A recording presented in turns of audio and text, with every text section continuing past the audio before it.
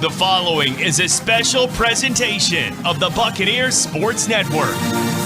This is the Jay and Keith Show. Two broadcasters, two microphones, and one meticulously scripted podcast. You what? Just kidding. Get it, J.K.? You get it. That's what I thought was so funny. It's not funny. Alongside Keith Brake, here's the voice of the Bucs, Jay Sandos. All right, it is a glorious Wednesday. Jay Sandos, Keith Brake, and Hello. as promised last, was it Monday? I guess Monday, a couple days ago. Yeah, that sounds right. I said we would get Dr. Richard Sander to answer your Inside the Dome questions. We would get John Roberts of the Atlantic Sun, WACSUN, whatever you want to call it. Although currently not with them anymore, but was very integral in The bringing WACSUN. the WACSUN. FCS football to the Atlantic Sun, and now the dream of the ASUN and the WAC, which I did read a comment from the WAC conference commissioner the other day where he actually said he was unaware that they were going in cahoots to go FBS. Not that he was opposed to it, but apparently some of this was news to him. Does that shock you? No. It does not. Didn't shock me either. Yeah, I think we know that the call is coming from inside the house, and the house is, are they still in Macon? Yes, they still are in They're Macon. still in Macon? Yeah. The No call school's is in Macon, but they're in Macon. Yeah, the call is coming from inside the house in Macon, and it's making some interesting PR waves.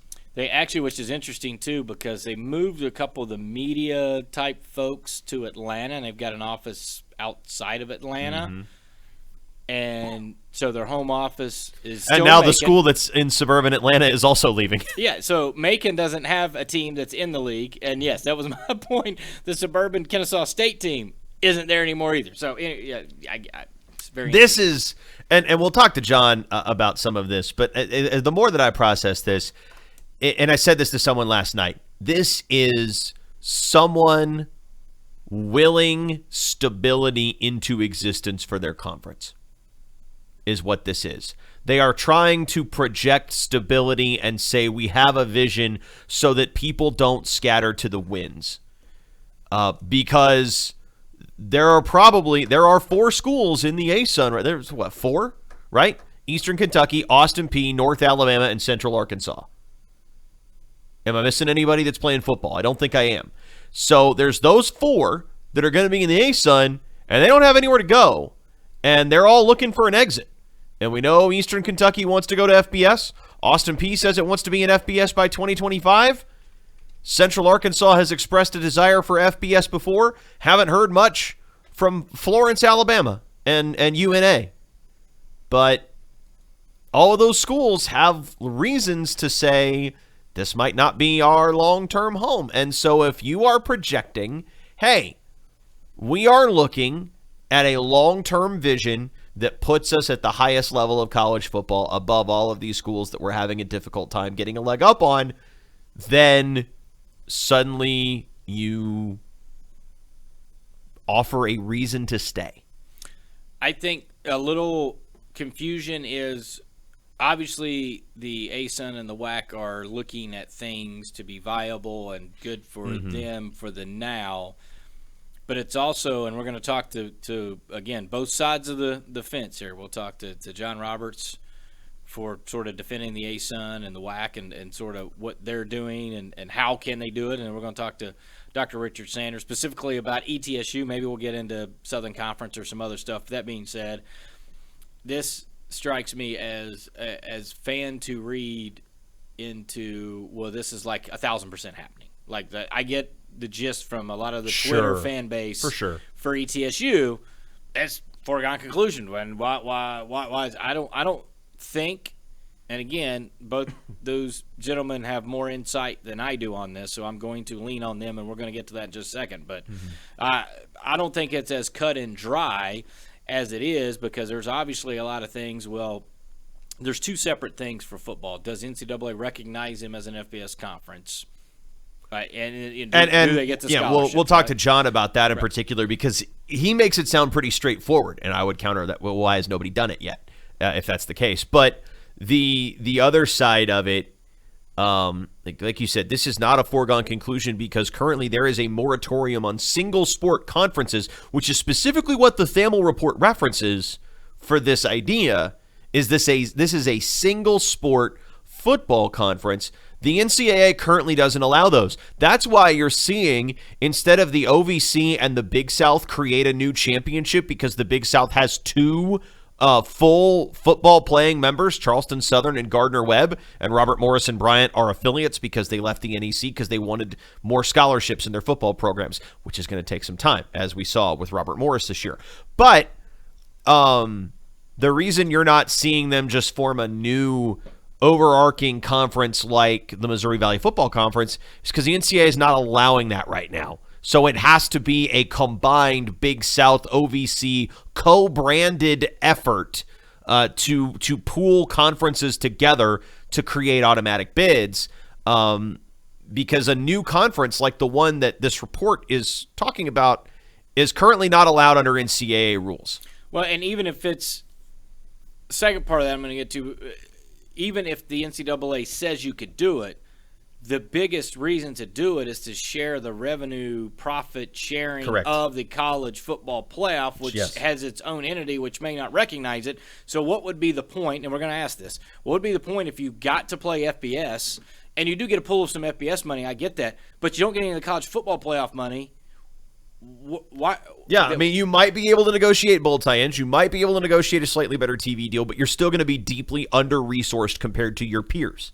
Yes, because the Sun Belt and App State and Georgia Southern, all of them are going to share in that CFP money, and that's going to put all the schools. So that's got to be talked about too. Anyways, so talking to John Roberts, talking to Dr. Richard Sander, you people are tired of hearing from us. You will. We're going to get to these interviews. We're going to talk to those guys. We will have a little bit of fun. We got a little special Say What we're going to do. And for those basketball lovers, I know a lot of you screaming. We've got, it's Wednesday, so we have a men's game against Queens, women's on the road, Charleston Southern, the Battle of the Bucks. We're going to get to all this football stuff today and Say What today. Tomorrow we will recap fully the men's and women's games played today, which is Wednesday when we're recording this, in case you hear this on another day. We are going to break down both those men's and women's games, and we're going to preview Saturday's men's and women's games for you. So we will be all hoops all the time. I'm even going to talk a little Southern Conference men's and women's non-conference, a little bit of a wrap-up thing I've been working on. If there's time, a portal watch, I don't know. But we're definitely talking basketball a lot tomorrow, if not 100% of the show. So for the basketball fans, we're not leaving you out. We will talk hoops. It will be tomorrow. We will not forget that there are games going on today. But this is kind of the here, the now. Twitter fans have spoken. We're trying to give it to you. All right, without further ado, let's get him on the phone. Let's talk John Roberts.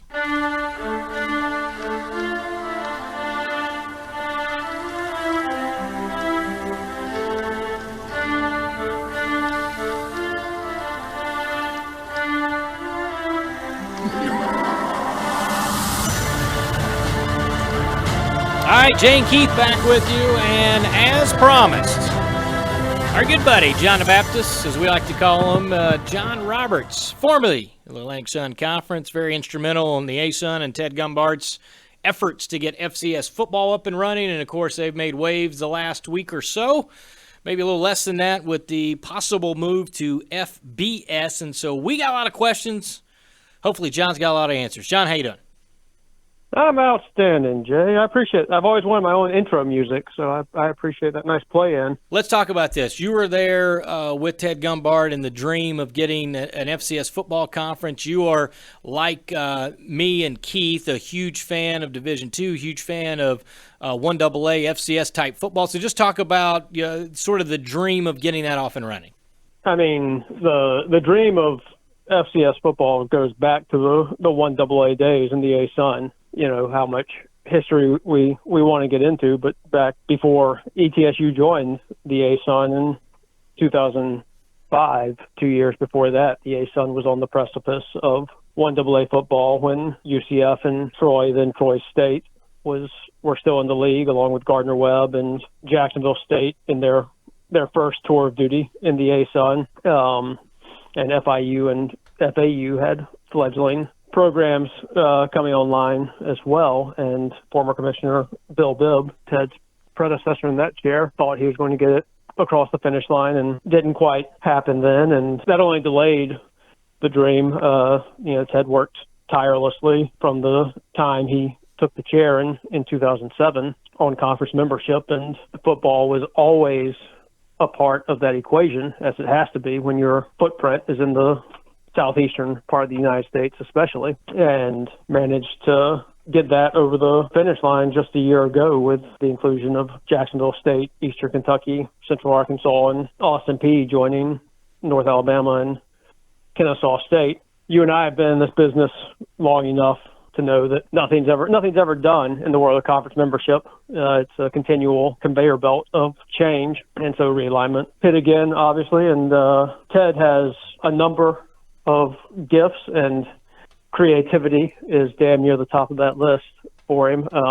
We reached out to the Western Athletic Conference. Then the last 2 years, they've been a cooperative effort to sponsor football and have a bid to the FCS playoffs, which Eastern Kentucky won from the ASUN side this year. And now with another round of realignment hitting with Jacksonville State, Sam Houston State, and Kennesaw State on their way to the FBS level at Conference USA, it was time to look at that picture again and see what the next steps were that allow football to continue to be part of the ASUN portfolio after the amount of time and effort that's been expended to get football into the ASUN portfolio. Certainly just letting it pass away quietly wasn't going to be an option. So the next piece of creativity is this move to the FBS, which legislatively there's not much of a barrier. The WAC previously sponsored FBS football. So by the legislation in the NCAA rule book, they can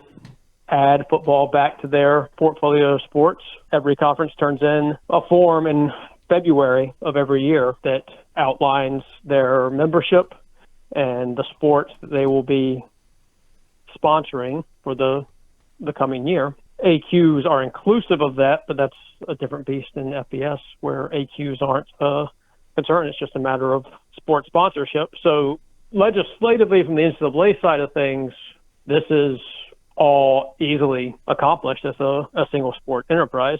Now, what the CFP does with that in terms of their recognition of it is where a bunch of the ambiguity lies, I think. And I do think, John, that's sort of the big part is the college football playoff and the revenue distributions are such an integral part of particularly the ability of group of five teams to at least tread water financially at that level, and without it, they would be in a world of hurt. So how does a new conference purport itself to wedge into that conversation and have a seat at the table? Is there any sort of idea or legislative framework in the NCAA, especially when legislation's in flux right now? We're in the process of putting a new constitution together. Division I's got so many things that are in the works with the Transformation Committee. How can the ASUN put its best foot forward, and the WAC as well, amidst all of the chaos where the college football playoff really kind of holds all the cards?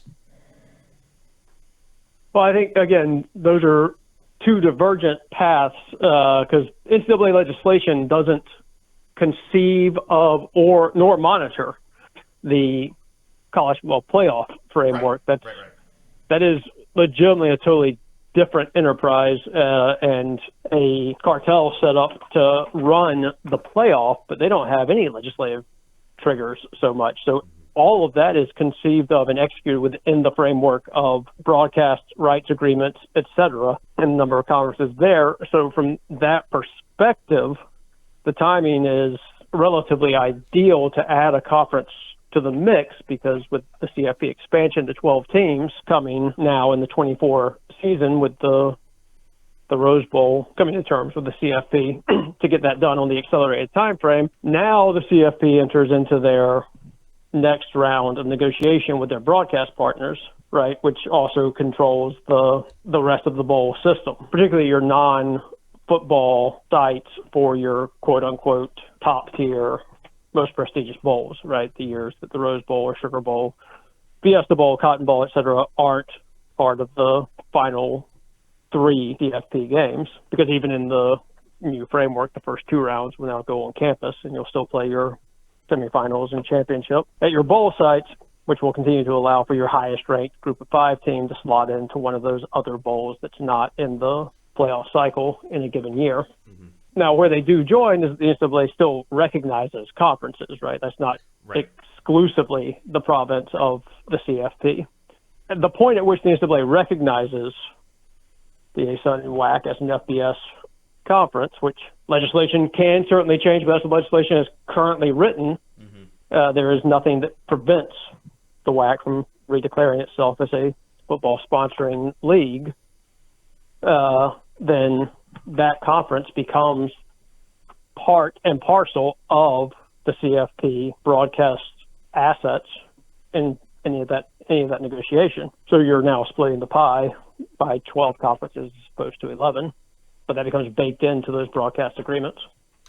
All right. I mean, there is a pool of money that's split among the 5 non-autonomy conferences that would have to be split 6 ways. I guess really what it boils down to, I guess from my perspective, from your knowledge of the institutions and not getting granular about this school or that school, but just the general makeup of this proposed FBS conference, is this financially viable for these schools without that college football playoff money if they're just negotiating non-CFP bowl ties out on their own? I think that is a fantastic question. Certainly the financial arms race at the upper echelons of college football is seemingly never ending, and that pot of money does not seem to diminish.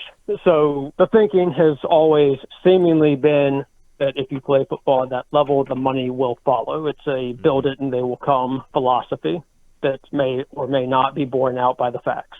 Certainly, each of these teams now becomes much more attractive in a bye game scenario as an FBS opponent to the Alabamas, Tennessees, North Carolinas of the world. Being able to play FBS opposition as opposed to FCS on those weeks is better optically and a better benefit as a win against FBS competition as opposed to FCS competition when it comes to bowl eligibility, etc. So even not just those blue bloods that I named, but your traditionally more middle tier FBS teams that that will struggle for bowl eligibility more years than others. Your Kentuckys of the world, Texas A&M, apparently $9 million be damned.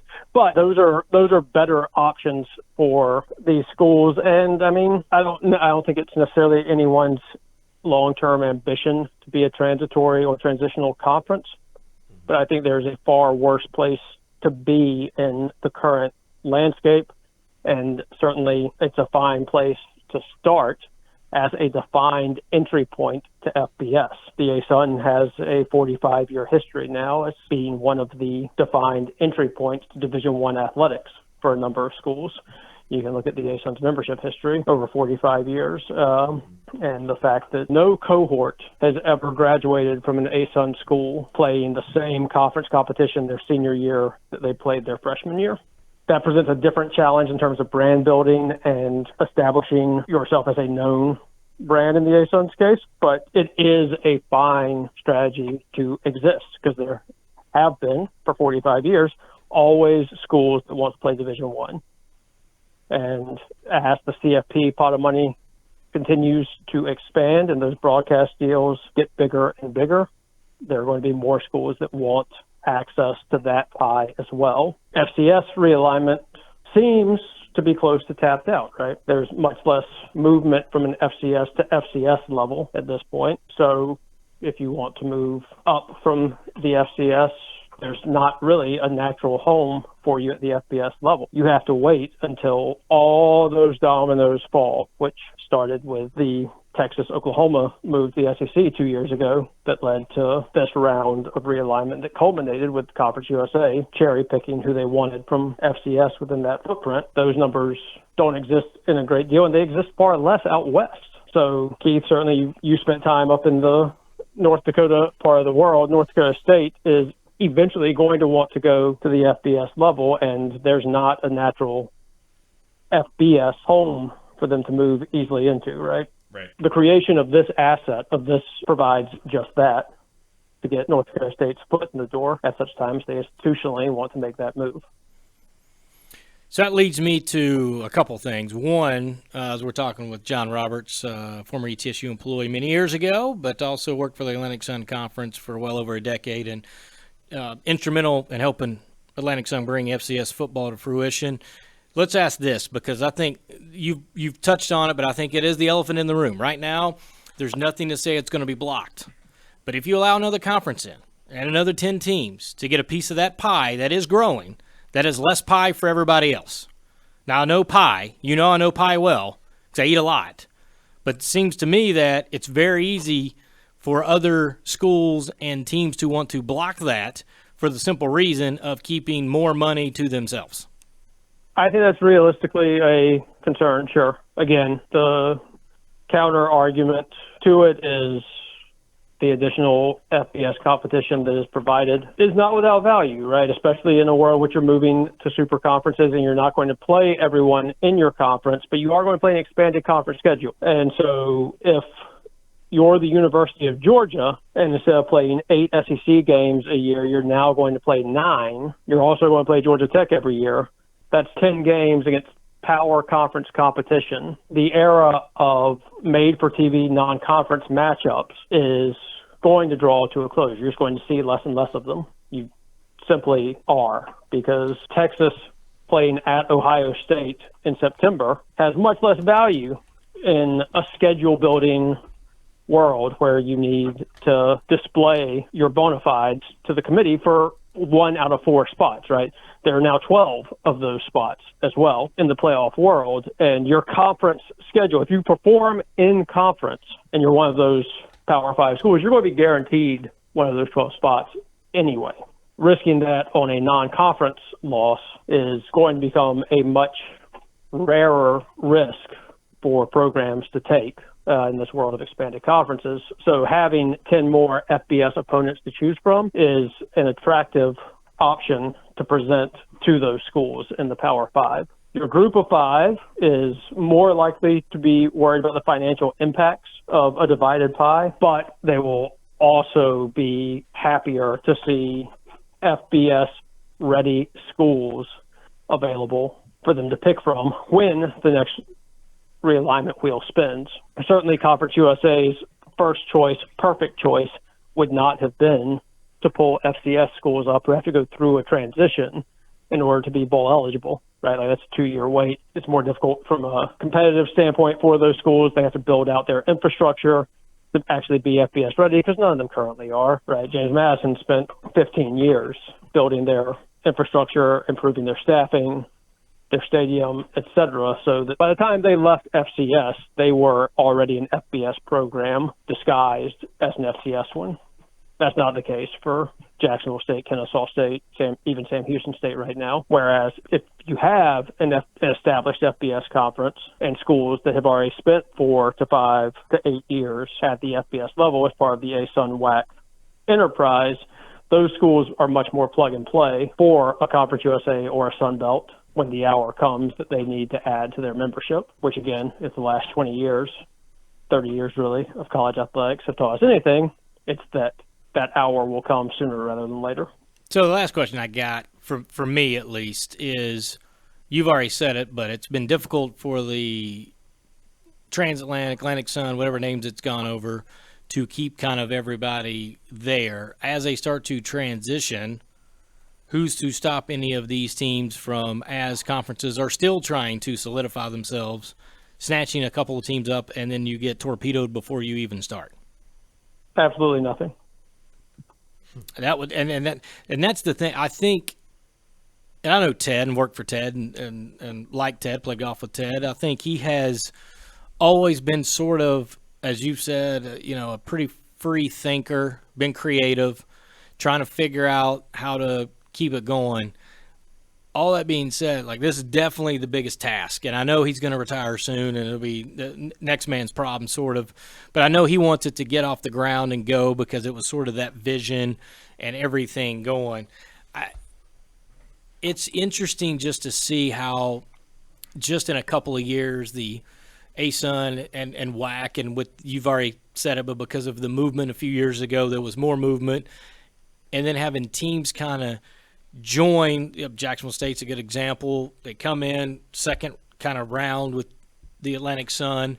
They're ready to, FCS, and I think, obviously them, Eastern Kentucky, Central Arkansas, all these other teams want to go FBS. I mean, it was known for a long time they wanted to go. Was there angst in putting together a league with those teams, knowing that was the end goal? Because, again, Ted's a smart guy. He didn't go in this blindly, not knowing that Jacksonville State and East Kentucky and Central Arkansas were going to do that. So was the basic plan to go FBS all along?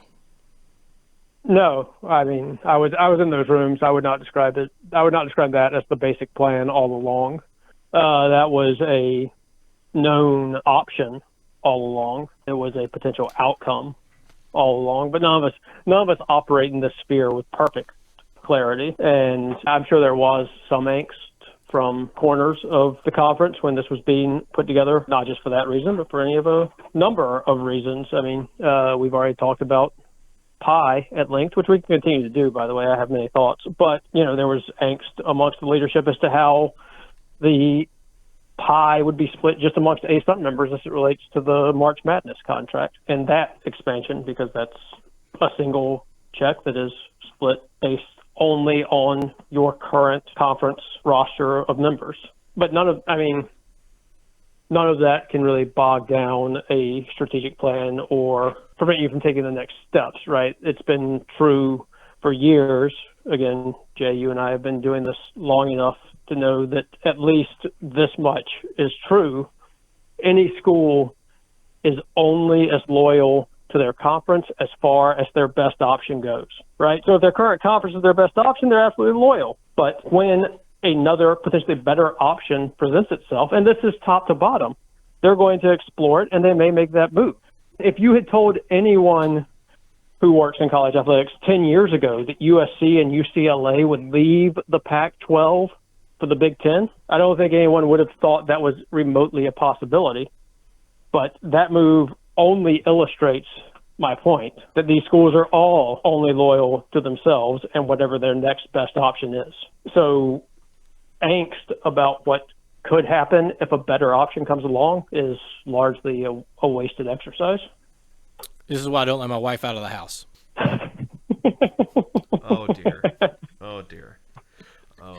All right, John. Hey, man, I appreciate it. Always a good talk. Appreciate the candor and the honesty, my man. Anytime, my friend. All right, John Roberts of the ASUN, or formerly the ASUN. Not formerly ASUN. He's no longer working for the ASUN, so he's formerly with ASUN. Can I ask you why he's called John the Baptist? So when he interviewed for the job, this was a clean-cut, suit, tie, man ready to make the next step after I think he got his master's from JMU. That's why I knew a lot about JMU. Oh, sure. So he got his master's from there, and as I was reading his bio, his actual undergraduate degree was in religion. Oh. Which I thought was odd, but we'll fast forward a little bit. He gets the job and comes to campus, I don't know, a month later, and he has literally the Moses beard going. He is in Birkenstock sandals, cut-off shorts, this ripped T-shirt. Looked like he hadn't showered since we've met him.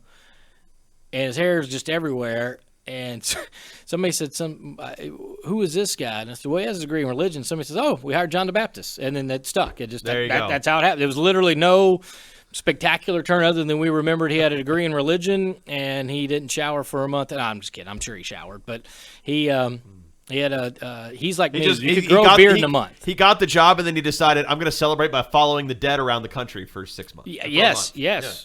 And that's what it was. And he is very much, and this is his words, so nobody yell at me, a tree hugger. He is that is how he's lived his life. If you ever stay at his house, I recommend staying in a hotel. But I'm just saying, if you ever go there, like there's a lot going on there. So. And then the moon came out, and it was like Jerry Wilden.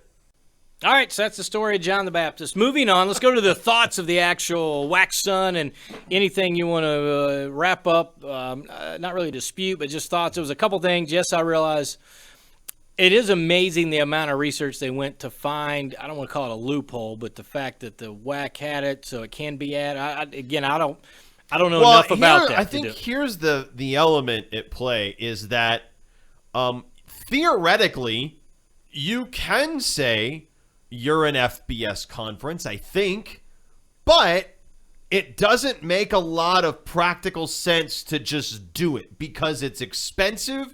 It requires significant political capital expenditure as well as financial capital expenditure to just become an FBS conference. If the ASUN and the WAC can do that with relatively minimal effort, certainly compared to what you would think would be expected of making that transition, then I think other conferences will look at that and go, hey, why don't we do that? So I think it'd be very interesting to see how the response of the other non-NCAA bodies plays into whether this is successful. Yeah, I don't know. You can just look at somebody and say, you know what, we're going to go ahead and give ourselves 22 extra scholarships, and there we go. Like I feel like there has to be something binding legally that you just can't just say, oh, we're going 85 scholarships. Well, you have to receive an invite from a conference or get a waiver, right? That's how Liberty went up. So the idea is if you create a whole new FBS conference and then invite 9 FCS schools, then that's a bona fide conference invite and they can all reclassify, I think is how they're going to try to do it. It was interesting because he kept going back to the WAC had already sponsored it. Yes, the old FBS charter. Yeah, so that's what he was going with there. So, again, I can't dispute. I don't know enough. That's why we had him on, because I knew there was some missing pieces to it. He did debunk something that I thought was pretty clear that was the plan all along, and he flat out no, and said, I was in the room. No, that was not the original plan. That wasn't what was going. And he did what they always do in ASUN. Yes, we realize teams could leave, but we can't operate on will they leave, might they leave, like we just have to operate. And right, so for sure. all makes sense. The only thing was I thought for sure that was sort of the original plan was let's go FCS and let's jump to FBS. Maybe it was going to be a 10-year plan as opposed to maybe the 2-3 year, whatever it's been, plan. And so it just timeline got moved up, but no, that was not the original plan. So we'll just have to see how it plays out. Now, all that being said, that was the first part of this kind of Football Wednesday episode we've got. The next part, and we're going to basically, I'm going to run down the hallway here as we hit some bump music in just a second. We're going to get Dr. Richard Sander, athletic director at ETSU, at a little Inside the Dome. People have asked, why about ETSU? Why not us? What's going on? We're being left behind. We're going to ask them all those questions. So we're going to talk to Dr. Richard Sander Inside the Dome. The man in charge Doc, I shouldn't have to remind you, I'm a doctor. goes in the hot seat. I'm going to ask you a bunch of questions and I want them answered immediately. I'm your huckleberry. It's Inside the Dome. Did he just call it a dome? Dome. No, Lemon-Ome. All right, it's our second edition, and we said on Monday we would have this for you. We talked to John Roberts of the ASUN, or at least he was formerly with the ASUN. He's now not with them, but he was certainly there when they were adding all the teams in the Atlantic Sun or ASUN football, and then with them a little bit while they were talking about moving to FBS. And so he gave us his insight on exactly what was going on there, and that has led speculation on Jay and Keith shows. We are joined by Dr. Sanders. You heard the bumper. What Dr. Sanders' thoughts are on the WACSUN and I'm going to ask 2 or 3 questions as in one because it's all similar. Basically, why not us? Why them? Why not us?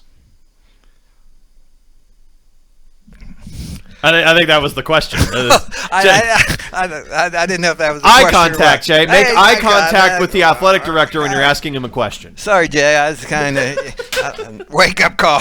We're having a little trouble here, technical trouble. No, I mean, I think, the reality of the ASUN WAC deal, that's been discussed for a long time. I think that was one of the incentives that the ASUN used to try to substantiate their continuation as a conference. I think they went out there, and I think that was always in their plan, was try to move ASUN football to FBS. So I think that's why some of the people remain. But the ASUN being basically the transitional conference on the East Coast, they're always looking for ways to ensure their ongoing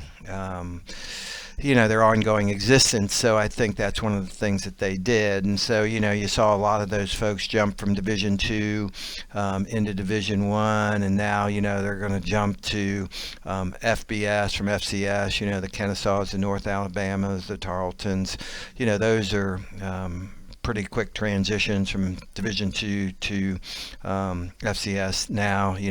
I think that was the ASUN's. One of their strategies was to get those guys to commit to the ASUN with the hope of, an FBS conference eventually materializing. So I think that's their plan. I think it was just a way for them to try to assure themselves of continuation. I guess the other part of this, in addition, obviously there's an aspirational aspect of it, but also there's a financial wherewithal that it's kind of understood that you have to make this sort of jump. And schools have to be willing to front that. You think about James Madison, they have a pretty substantial student fee. They have a lot of money that comes from the general fund of the university that's earmarked for athletics. So they had the money to make the jump. Some of the schools that we're talking about right now don't have the same resources available to them. How do schools decide conference affiliation, level, those sorts of things? How much do the financials play into decisions like that? Well, I think, what they're thinking is when they go FBS, they'll be able to get guarantee games. It'll provide them, significant money. That has to be about and I think they probably, if they could ever get, designation as an FBS conference, I think there's a little bit of revenue sharing that goes into, all the bowl coalition stuff. And so I think that's what they're seeing is, hopefully the increase in revenue will offset the cost, from what I can, I think that's the thing we've looked at ETSU. Will that really do that? And I can't see how that would ever happen. I know I've talked to, you mentioned JMU, of course, Jeff Bourne, the AD there, is a really good friend of mine, and Wood Seelig, who was part of the transition from Old Dominion going to FCS to FBS, so pretty familiar with those programs and how they did it. And I just know what their financial situation looks like, and it's nowhere close to what we are, and I think when you look at the cost involved in what it would take to go FBS, you go just a few things, you jump from 63 scholarships to 85, that's 22 full scholarships, but if you're going to add 22 male scholarships, you probably better add 22 female scholarships. At and least. For us at ETSU, if we were going to add 22 female scholarships, we'd have to add at least one sport. We may have to add two sports. So it's not just the scholarships, it's all the support folks that need to go with it, coaching staff for new programs, and then all the other things that's involved. And I think the one thing that people don't realize is when you make that jump, you're also going to have to, greatly increase the support for, that program, whether it be athletic trainers, whether it be strength and conditioning folks, whether it be academic support, compliance, all those things take more money, and considerably more money. So I don't think that was, I'm sure they thought about it. I'm not sure, it's a realistic thing for ETSU. And I think the other thing, when we look at it, when you look at the thing that has been really good, I think, from joining the SoCon is the traditional rivalry. So, if somebody like ETSU jumped into that league, you could see, your rivalries. I'm not sure anybody'd be real excited about playing North Alabama or Tarleton or Central Arkansas or Utah Tech. I mean, those names don't really, I don't think they're very resounding, exciting for, the ETSU fan base. So, looked at those things, and those are all things. And there's plenty of other things too. There are requirements to be FBS, as mandated by the NCAA. You have to play at least 5 home games. So if you went into that conference, 4 of the home games would be against, the other conference members who you have no rivalry with. And then you probably would have to add a 5th game, which to get somebody to play, you'd probably have to buy that game, because if you did a home and home, in some years you'd only have 4 home games then, so I think you'd probably have to buy a game, buy an FCS game, so that'd probably cost you, we know what those go for, about $500,000. So so I think when you start looking at those sort of things, and then the other thing that comes into play is, the NCAA has basically eliminated, one sport conferences, so they will have to get a waiver. And with the transition committee operating right now, I think it's, there's a possibility for sure. Is it certainty, absolutely not. So, and then I'm not even sure, because some of those are so early in the transition stage, I don't even know what the requirements are to qualify as an actual competing FBS programs, because I mean some of them probably don't even qualify to go to the NCAA basketball tournament yet. There are some. I mean, the average attendance requirement is supposed to be 15,000. That's never been enforced. Right. Yeah, that's why the MAC plays games on Tuesday nights in front of countless dozens. Right. Yeah. Well, yeah, and I think that's right. And, just kind of, doing a little background work, probably the least resourced FBS conference in the country is the Mid-American. They kind of have a little bit different the way they approach things. But I can tell you, the least resource program in the MAC has probably a $10 million budget higher than ours. So, the other thing that people don't realize, and, this is talking to, Wood and Jeff, at Old Dominion and JMU, that once you go FBS, you kind of have to fall into a competitive salary situation with the other FBS programs. So the coaches are all going to pretty quickly demand significantly more money. I know when Old Dominion went from, FCS to FBS, their salary pool jumped considerably for football coaches, So being an FBS head coach is compensated a great deal more than being an FCS head coach, plus the assistants and the travel. I mean, there's a lot of challenges with going FBS, and particularly if you're going to eliminate all your rivals. And then think about, that's a football conference only. If ETSU went to that conference, let's say, where would we play the rest of our sports? Because we know what happened when you didn't play football in the SoCon. Didn't that happen here at ETSU? Yes, it was. And it would go to the Atlantic Sun, which is where a lot of teams are. And I know how our fans, really were glad to get back into the SoCon from the Atlantic Sun, because they just didn't feel there were any real rivals, real traditional rivals in the Atlantic Sun, and really didn't appreciate the travel, a lot of things, so. That's kind of some of the thought processes that have gone behind where we are looking at that. So, and the one thing you touched on is like buy games. So, yes, we get about round number $500,000 for us to go play the FBS game. If it's FBS to FBS, it's anywhere from $1 million to like 1.3, depending on who you are, who you play, where you're at, all that good fun stuff. But if you got to turn around and give $500,000 to somebody else, you're in the same boat. Or $500,000, I don't know, would cover the coaching salary upgrade and the scholarships. Well, you figure 22 scholarships, and I can tell you, we have in the past, up until fairly recently, a full scholarship out of state for ETSU would be somewhere around $42,000 to $43,000 a year.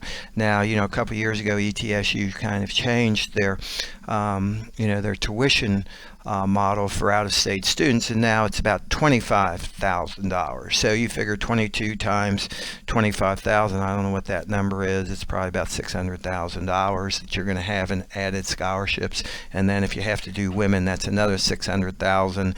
And then if you have to add programs, so pretty soon it starts to get pretty expensive to do that. And are you going to generate enough money from those buy games? And like you said, the differential between an FCS buy game and FBS game, giving them the benefit of the doubt, might be $1 million.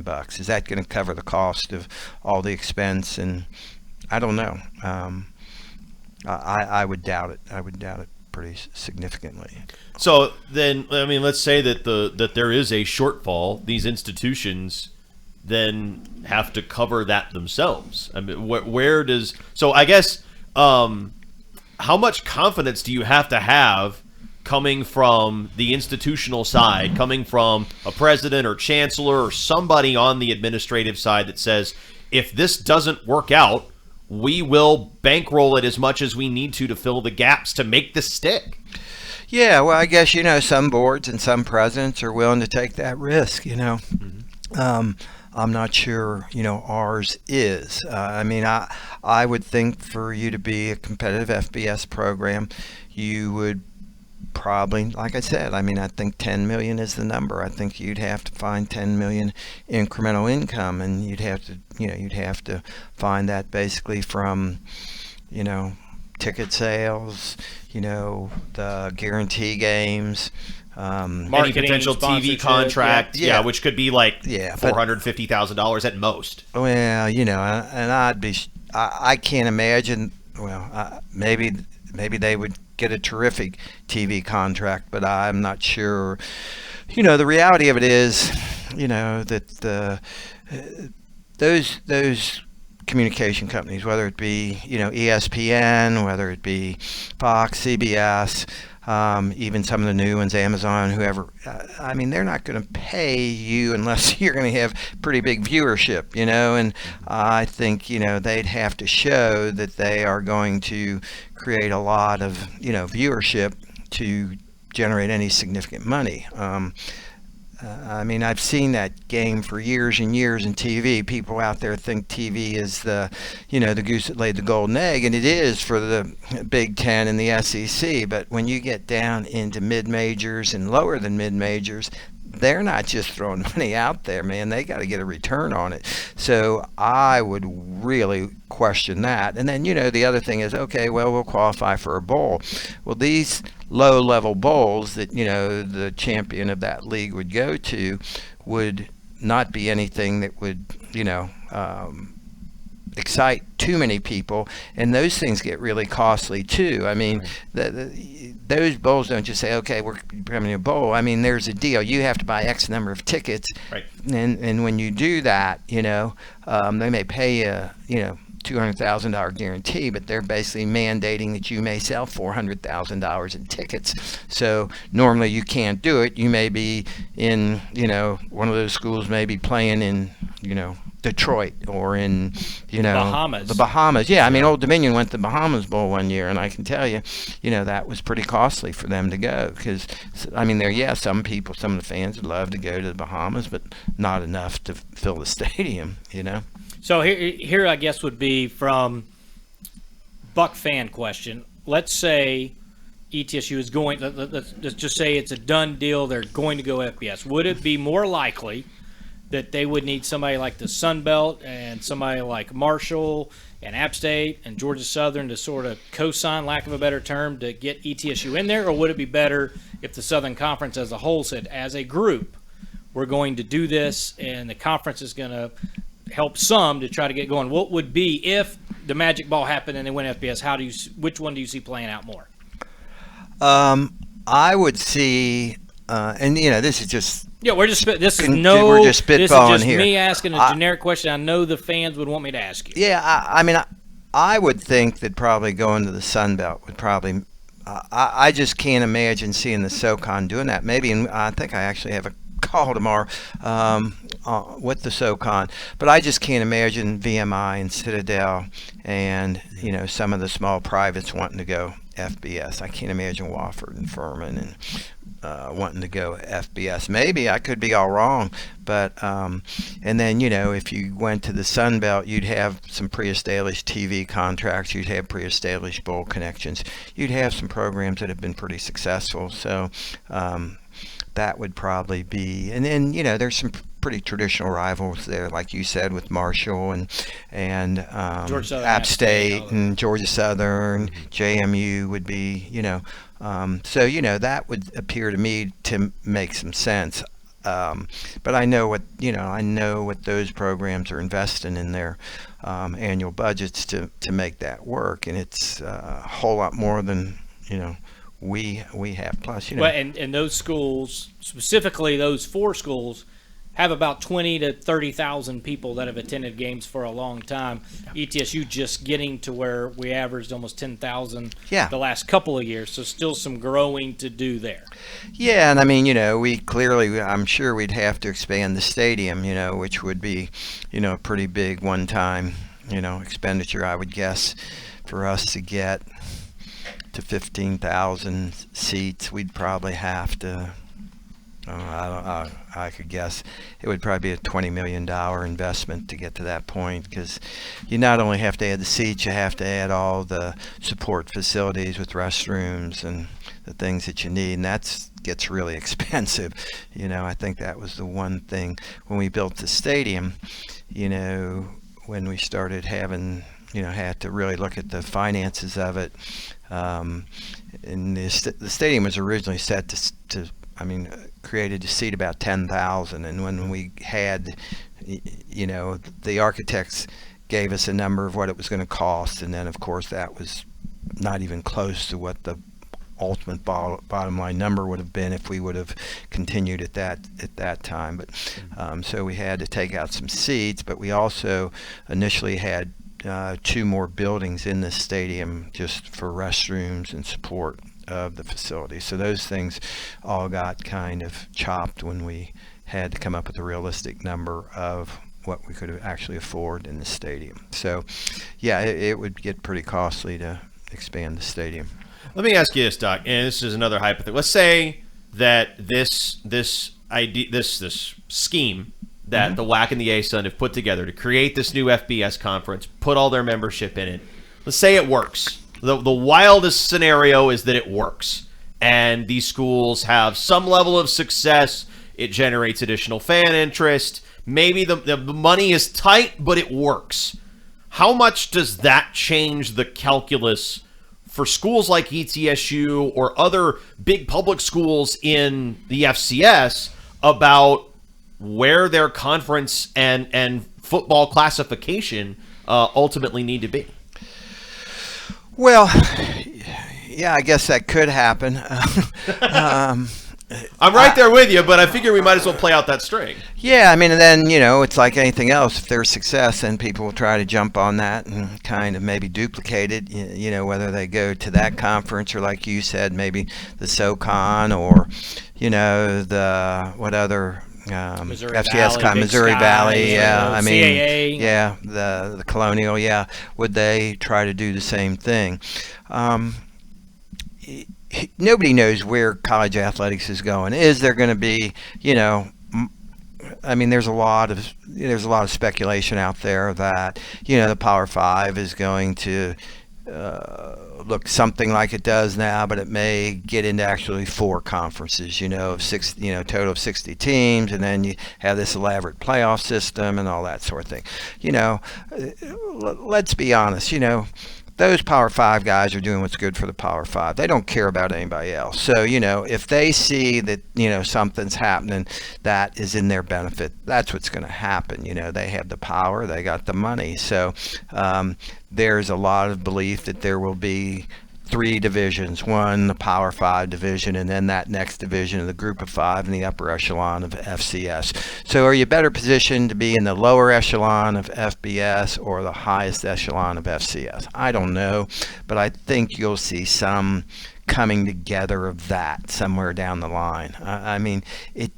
I just don't know how you would expect that a school that's spending, pick a number of these guys, if they can get their budget to $25 million, can compete against schools that are spending $200 million. That's just crazy to believe that those guys have the same problems, the same challenges, the same opportunities. And I can tell you the Power 5 guys aren't going to let much money be drained from the dollars that they're getting to help support these other guys. So I think you'll just see more and more where most of the monies are going to the Oklahomas, the Texases, the Ohio States, the Georgias, the Southern Cals, the pick whomever, you know what I mean? And so I think to think anything else is pretty naive. So that's Inside the Dome, talking a little FBS, FCS football stuff. We've been getting a few questions. We're not going to do it today, but turn of the new year, there's some basketball Inside the Dome type questions we'll get to if you're okay with that in January. Sure, I'm fine. You got nothing to do. I don't. Yeah, I'm just excited about going to Christmas party tonight. Me too. Yeah, but we're gonna have a prelude to the coach's show and have them walk on down. Yeah, it's gonna be fun. Yeah. Yep, I think so. I think everyone will be a little more happy than me, though. That's what I'm afraid of. So, Well, because you're only going to be at the Christmas party for 15 minutes. Yeah, that's about all I got. 15 minutes. Not because I don't like Christmas parties or gatherings or coworkers, but I have to go set up for the coach show and go work the coach show. Living proof of Andy Warhol's statement that everyone will be famous for 15 minutes. You'll show up, you'll make a fashionable exit, and then you'll go do something else. That'd be the only time I'll be fashionable. I'll agree with that. All right, Doc, we appreciate the time, and that's our Inside the Dome. Say what? Oh, you know what time it is. Say I do. Say what? I think you've made that abundantly Say clear. what? sorry. I can't hear you. What'd you well, say? I didn't say anything. Oh, sorry. This is why you You're should let going me in full charge of- Shorzy on me. I know. Huh? Huh? What? Huh? Who? Huh? Who? What? You never seen Shorzy? You would like Shorzy. How do you know what I like? I know. I've known you for 13 years. Yeah, that's fair. I'm a simpleton. You probably do know that. You would like Shorzy. I think you'd really enjoy it. We'll never lose again. All right, so let's get into Say What. We have a couple of fun ones. Yeah, but mainly the focus of today's edition of Say What. Earlier this week, we lost a titanic figure in college football. Somebody who I think on some level represented the subculture that has developed around college football in that he was very eccentric and unafraid to speak from that eccentricity. Mike Leach, the head football coach at Mississippi State, who had also been a head coach at Texas Tech and Washington State before that, passed away earlier this week at the age of 61. And our condolences to his family. And I think the best way to remember Leach in an audio format like this is to reflect on some of the unbelievable audio that he gave us over the course of his life in college football. So I want to start with the one that really, I think, kind of put him on the map for a lot of people. As coaches, we failed to get through to them. As coaches, we failed to make our coaching points and our points more compelling than their fat little girlfriends. Now, their fat little girlfriends have some obvious advantages. For one thing, their fat little girlfriends are telling them what they want to hear, which is how great you are and how easy it's going to be and how, we had a whole bunch of people. Everybody wanted to win the football game, but nobody wanted to play the football game. Well, that defies every level of work ethic that exists with regard to football. And as coaches, we have to solve our failure on reaching them, and the players have to listen. And I'm willing to go to fairly amazing lengths to try to make that happen. I don't know if I'll be successful this week or not, but I am going to try, and there will be some people inconvenienced. And if it happens to be their fat little girlfriends, too bad. There you go, Mike Leach. That was really the first one. It was the first one that I ever heard where I was just like, wow, this guy's something. This guy, I don't know what he is, but he's something. There are very few people that can get away with saying things that at some point you just kind of shrug and go, well, that's them being them. Yes. And they get away with it. If I were to, on air, drop anything about somebody's, now I'm not a coach, but drop anything about someone's significant other. Yes. I don't have a job. Correct. But some people, again, kind of have that knack because in a weird way, there's not malice. Or is there malice? There's not malice toward the individual. He's not talking about a specific individual. He's talking about an abstract idea of somebody who is just unequivocally rah-rah about a player on his team that's like, oh, you're so good. This is going to be so easy. That mean coach, it's his fault if you don't succeed, blah, blah, blah. So that sort of person. I remember that quote. I remember talking to we had a female athlete on the network working with me at the time, and she looked at me and she said, she was like, does he not understand the skinny girls are the crazy ones? I'll never forget that. Was that? I think I know who that was. Yeah, you take a guess. Yeah, I was gonna say it's Marlena. Oh, it's close. It's close. Started with M as Megan. Oh, okay. Okay. Before yours up. Yeah. Oh, now Marlena. That was like right before my time. Oh, but Marlena is a good one too. She's got former softball player now at legal counsel actually. Yes. But yes.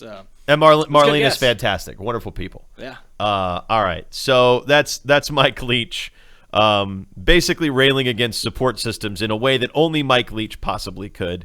How about we get him railing against something that's essential for most of us to function daily?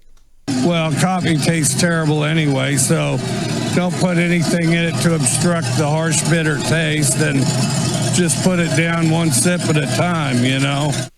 Was that when Marty? That was when Marty. That was Marty. Yeah, Marty Smith. That was Marty Smith. Yeah, that one got me fired up as I'm the. And in fairness, I drink coffee grainy and black and nothing in it. So you do, and it smells rancid, and we can smell it in the whole office. Now let's just complain. Yes, it's Complain Wednesday. Apparently, yes, that's exactly what it is. Well, when we talk about players' motivation, what if we talk about players' execution and the eccentric ways that the late great Mike Leach would find ways to challenge his players to go above and beyond? And I'm genuinely fearful that on our team, if me and the other coaches don't get them right, that about a generation from now, their kids and their grandkids won't have hands, because, from a lack of use, those hands just disappear. I mean, and maybe they'll be like this, like those dinosaur hands like this are, you see? And you got like a Tyrannosaurus Rex who's clearly good at eating things, big old jaws and all that stuff, fairly athletic, can run. Well, his hands are like this. And I don't want all of a sudden, guys driving across this country, and then they get to Starkville, Mississippi, and all of a sudden there's these athletic-looking, friendly guys, because we have great guys, that don't have any hands. And I hope that that's not the case. But that's where we're headed right now, and we're going to try to get that fixed in this off week. Can we talk about the combine breakdown of the T-Rex he gave us there, too? Yes. Runs well, athletic, strong jaw, little tiny hands. That one was this year, and everyone loved that. Yes, it was. That was this year. Except for his receivers. Yeah, his receivers probably didn't love it too much, but you know what? That was really the big storyline with that team all year. The big frustration that they had was wide receivers are struggling to catch the football. And we need them to catch the football. And I'm worried that if they don't use their hands, then their hands will just be naturally selected away.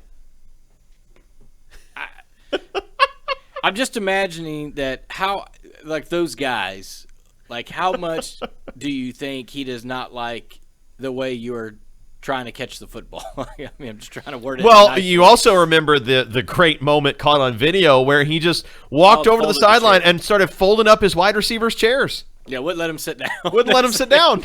Get the adjustments. He did not have a good time with his receivers this year. No, he did not. No, he did not. All right, how about a classic? Let's go for another classic from Mike Leach. Well, first of all, what kind of mythical powers does a Sun Devil have? We got to consider that. I'm going to say the Wildcat's out. The Trojan, does he have a horse or is he on foot? Does he have a bow and arrow or just his sword? The Bruin, definitely formidable. Definitely. Yeah, for sure. Another bear up there at Cal. The tree, I imagine that tree's going to get chopped down. Unless we're going to go with the bird and somebody might get pecked or something. I don't know.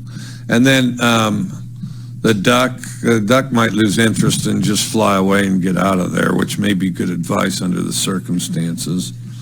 The husky, no chance. The beaver, well, we'll see how long that beaver can hold his breath. The ute, again, we're back to, is he on horseback? Does he have a bow and arrow? Did he trade for a rifle? I mean, because if that ute's got a rifle, there's some definite problems. And then, you'd have to get one of those Harry Potter activists to read up on how you kill a Sun Devil, because there's a lot of outside stuff there. Just as far as a beast alone, a buffalo's going to be pretty hard to tangle with. I mean, a buffalo's utterly outstanding. The Pac-12 mascot fight is a legendary Mike Leach quote. I remember how he got on that tangent. They asked him something about, I was trying to remember what that was. They asked him something about, obviously Arizona State's what started it, but I can't remember. It was something about the challenges of taking on the Sun Devil. Like, it was one of those questions where it was a very innocent, like, Coach, your thoughts on taking on the Sun Devil Saturday? And, it's like, well, we got to see what kind of right. mystical powers the Sun Devil has. Right. Yeah. And then he just decided, well, let's just don't stop there. Let's 10 times go down on this path and name every mascot and figure out. I was wondering if he was going to forget the Beavers. They're always forgettable, the Beavers, but he did come back to the Beavers. But yes, I remember that one was made famous because it couldn't have been more of a question that led to that. Yes. Because it was a nothingness kind of generic beat writer type, hey man, tell us about the Sun Devils or whatever, and he goes into that. So it keeps it entertaining. There's a follow-up question that's asked in the middle of this one that might be a little bit difficult to hear, but this really, honestly, and I say this earnestly, it shouldn't have, because he said it in like 2018, and I should have thought of this way before then, but he said this and it changed the way that I look at football offenses. There's nothing balanced about 50% run, 50% pass, because that's 50% stupid. Now, what is balanced is when you have 5 skill positions, if all 5 of them are contributing to the offensive effort in a somewhat equal fashion, then that's balanced.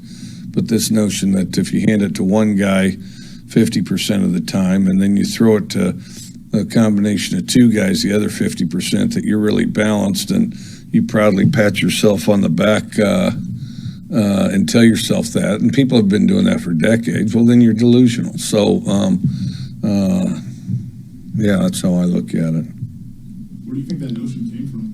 I just think stuff over time, just, somebody does it, and somebody has success, and I think it becomes kind of self-perpetuating, I think, and as they have success, well, we're balanced, 50% run, 50% pass, and no, there's nothing clever about that. The clever thing is, the wishbone, who I think's a great offense, which I think's a great offense, there's nothing 50% run about the wishbone, they're like 95% run. But everybody touched the ball. That's why it's one of the greatest offenses devised. 50% run, 50% pass is 50% stupid. I have used that many times since he said that 4 years ago.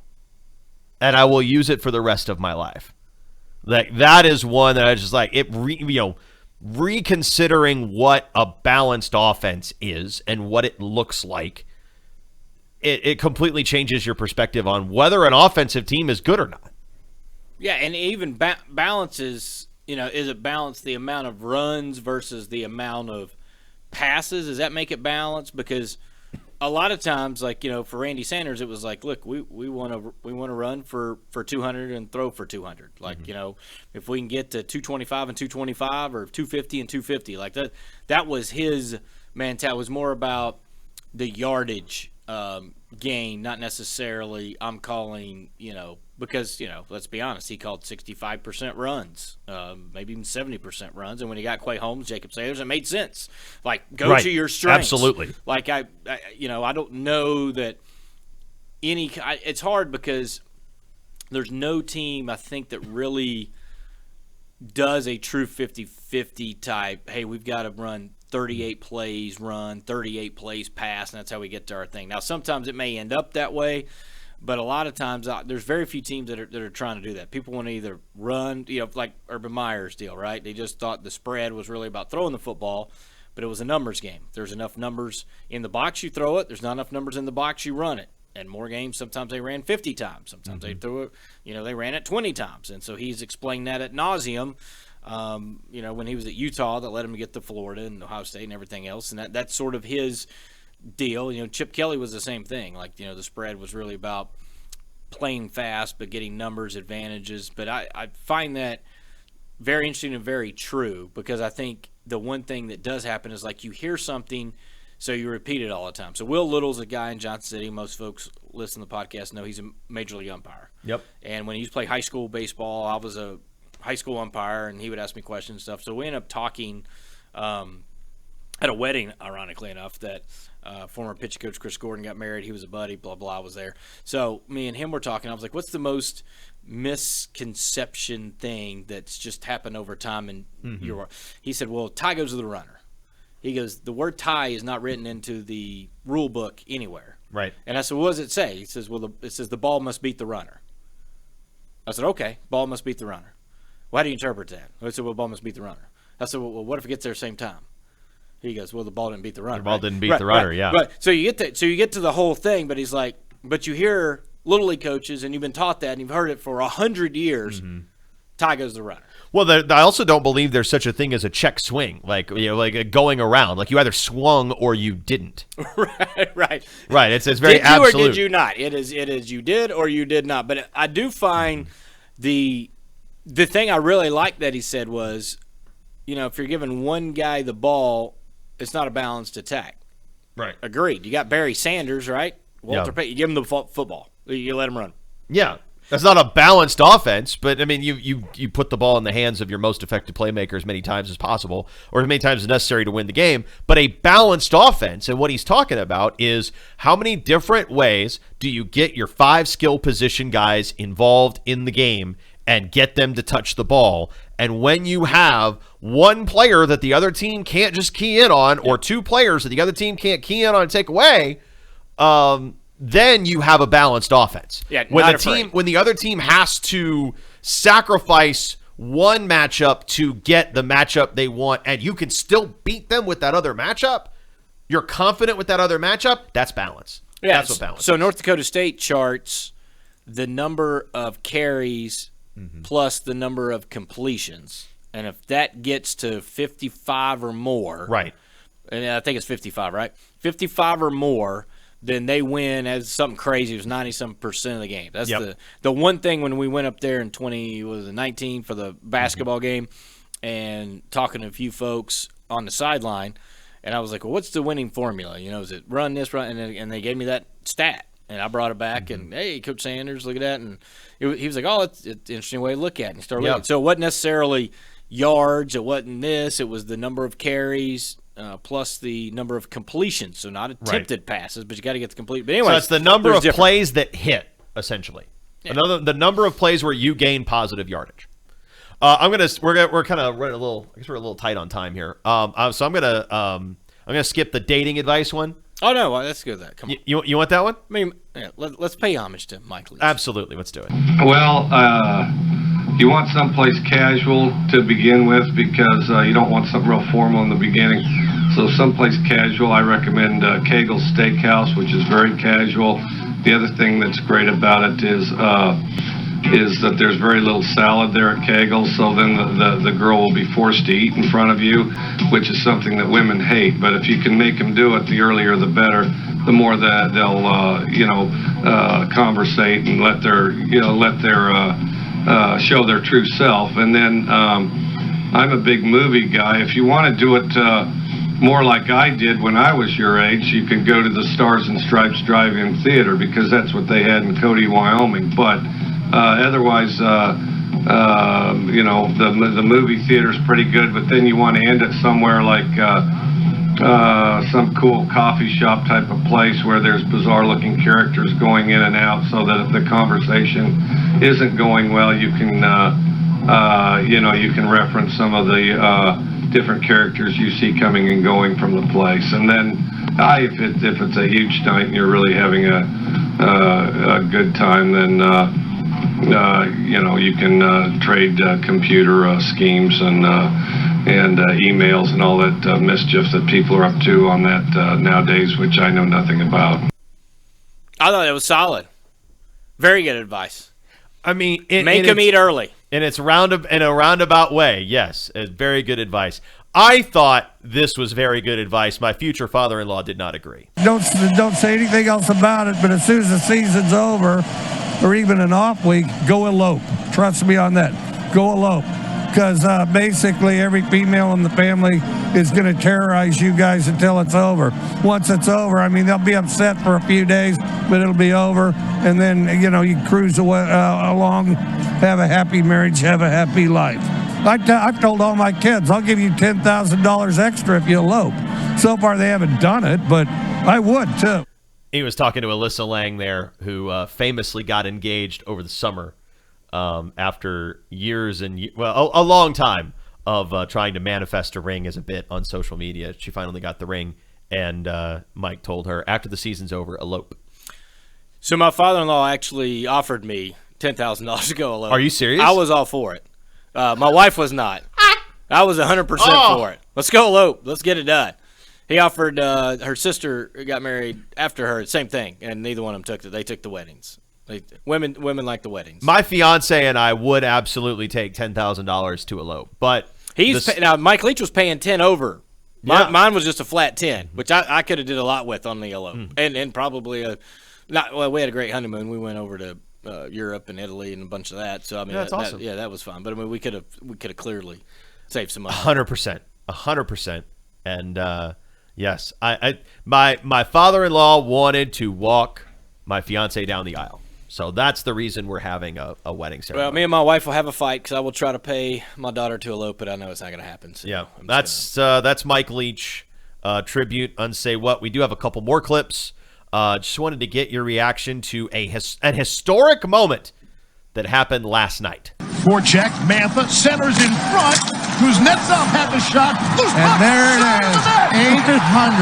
Alexander Ovechkin has done it. And here come the hats and the team.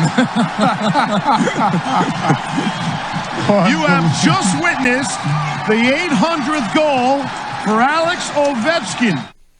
Obviously, I didn't see Gordie Howe's 800 goal. No, I know I'm old, but I'm not that old. But Wayne Gretzky, I do remember that one, and that was a huge ordeal. That was also right around the time ESPN had finally gotten into hockey instead of watching the because I've told people I got into hockey because right after the 1 hour wrestling that was on Monday on USA Network back then it was hockey night in USA. And then I could stay up until one of two things happened, either the end of the first period or the first goal. Yep. So it was kind of here and there. Was like, am I going to see the goal? And that's always exciting. Yep. Or would I be able to stay up longer? They don't score.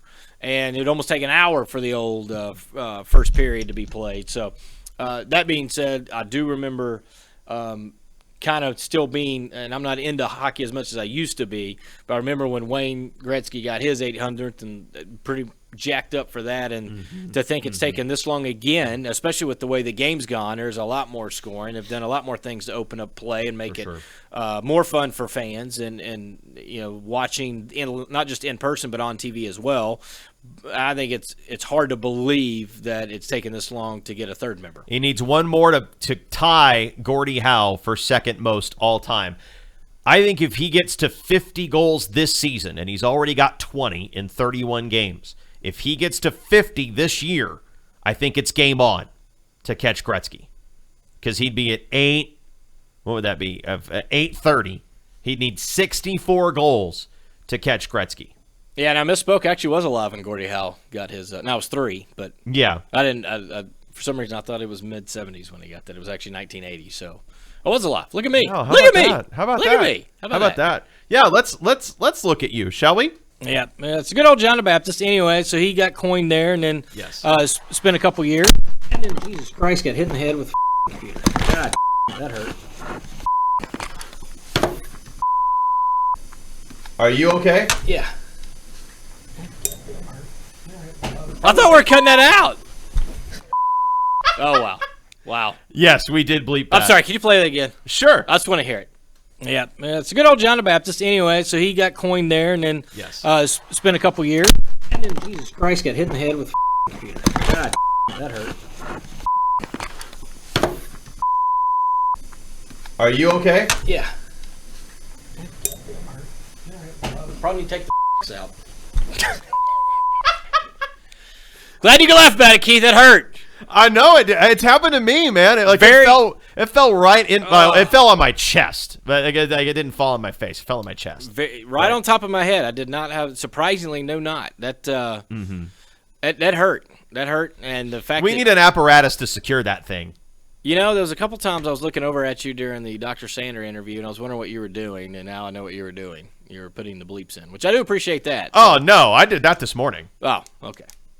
I did that way before Sander. Because, I mean, we taped John earlier. We taped John in advance of the rest of the pod. So, yeah. That hurt. I'll bet. I'm glad it made the show. Yeah, me too. Say what? All right, I didn't know I was going to make it. You did. You did. You made. Can we end on that one? I don't need to. Yes, we absolutely end on that. You kidding me? Yeah, I got a headache. All right, let's. What do we got coming up? All right, that was our show. I'd like to get a little feedback. What you thought about John? What you thought about Doc Sander? Tomorrow, Thursday, we're gonna record all hoops. We're talking ETSU men's and women's basketball results. Wednesday, we're previewing Saturday's games. We're talking hoops, more hoops, shooty hoops, basketball hoops, and we're gonna look at Southern Conference a little bit. There's some things.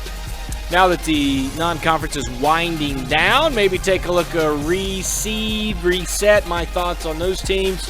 Maybe get Keith's thoughts as well, but nonetheless, I think we need to spend a whole day working on hoops. And then next week, we'll catch back up on our Football Wednesdays, back to Portal Watch as we get close to signing day, which actually is that Wednesday.